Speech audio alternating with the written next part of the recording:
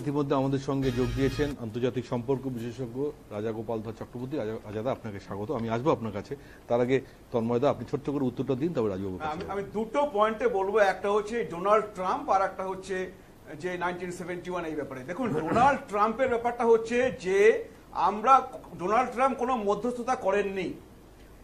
DGMO Pakistan, তিনি phone করেছেন DGMO India, আমাদের দেশে ডিজিএমও কে, তারপরে দুজনের মধ্যে কথা হয়েছে এবং কথার পরে ঠিক হয়েছে একটা সাময়িক যুদ্ধবিরতি। তারপরে আমরা হচ্ছে প্রেস কনফারেন্স ডেকেছি, কারণ প্রেসকে আমরা বলবো। তাহলে দুটো মানুষ জানতেন এই ব্যাপারে যে একটা হচ্ছে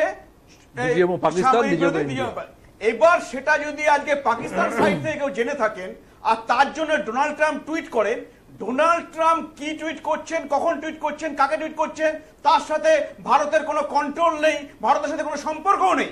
আমরা একটা আলাদা সভরেন কান্ট্রি, আমরা আমাদের মতন চলবো। এবং আমরা এটাও বলেছি যে কোন দেশের মধ্যস্থতা এটা হয়নি, তারা হচ্ছে কথা বলতে পারে, তাতে কিছু এসে যায় না। তন্ময়দা, এখানে কি মনে হয় না মোদির সঙ্গে ট্রাম্পের যে সম্পর্ক, সবাই মনে করছে সেই সম্পর্কের জন্যই হয়তো তিনি হয়তো ওভার রিঅ্যাক্ট করেছেন। সবার সাথে থাকতে পারে, তার মানে আমাদের হচ্ছে অফিসিয়াল স্ট্যান্ডটা হচ্ছে যে এর মধ্যে কোনো মধ্যস্থতা হয়নি। সেটা আজকে খুব স্পষ্ট হয়েছে, খুব স্পষ্ট আজকে নরেন্দ্র মোদি বলেছেন। এই যে উনি বলছেন যে ব্যবসা দেব না ডোনাল্ড ট্রাম্প, এটা প্রথম নয়। আজকে 2018 সালে আমরা যখন S-400 কিনবো বলেছিলাম রাশিয়ার কাছ থেকে, তখন ডোনাল্ড ট্রাম্পই ক্ষমতা ছিলেন, তিনি বলেছিলেন ইন্ডিয়ার বিরুদ্ধে স্যাংশন আনবেন। আমরা কি পিছিয়ে গেছিলাম? আমরা সেই S-400 কিনেছিলাম, রাশিয়া থেকে আমরা কিনেছিলাম, জোর করে হলেও কিনেছিলাম। আর একটা আমি মনে করিয়ে দিই, আজকে বাজপেয়ী যখন হচ্ছে প্রধানমন্ত্রী ছিলেন, পোখরান 2 টেস্টের পরে আমাদের উপরে স্যাংশন আনা হয়েছিল। তারপরে আমেরিকা বুঝেছিল ইন্ডিয়ার বিরুদ্ধে স্যাংশন এনে কোনো কাজ হয় না, কোনো লাভ হয়নি, সেই স্যাংশন উঠে গিয়েছিল। তো এইটা হচ্ছে আমরা করে থাকি। আর এখন নতুন ভারত সবাই জানে। আর দ্বিতীয় কথা বলে দিই, সুস্মিতা দিকে একটা পয়েন্ট মনে করিয়ে দিই, যে এই পিওকে জন্ম দিয়েছিলেন নেহেরু।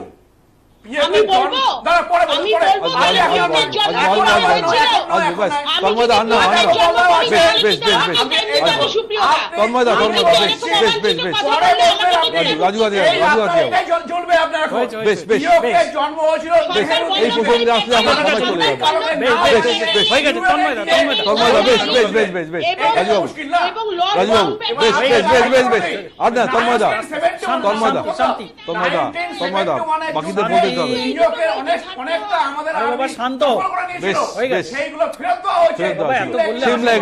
একদম ঠিক,